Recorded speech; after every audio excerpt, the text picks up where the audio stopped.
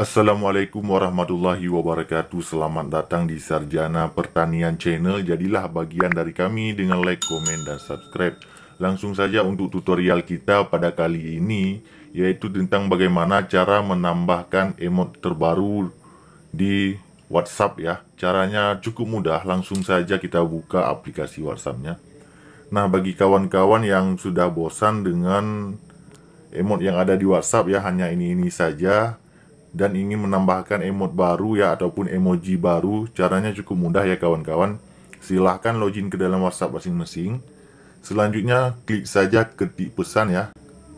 Klik di sini. Nah, begitu kita klik dia akan muncul papan keyboard ya. Nah, di sini kawan-kawan pilih saja emot ya di pojok kiri bawah di emot.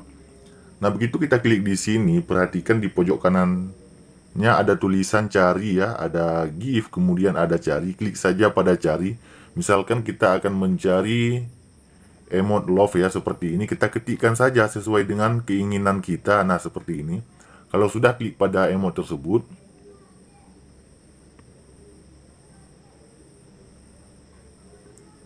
nah, kemudian silahkan kita kirimkan. Nah, begitulah cara menambahkan emot baru di WhatsApp ya. Jika kawan-kawan mencoba tutorial ini kemudian ada kendala pada saat mencoba, komen saja di kolom komentar, tidak usah takut, kami akan memberikan saran dan masukan terhadap permasalahan yang Anda alami.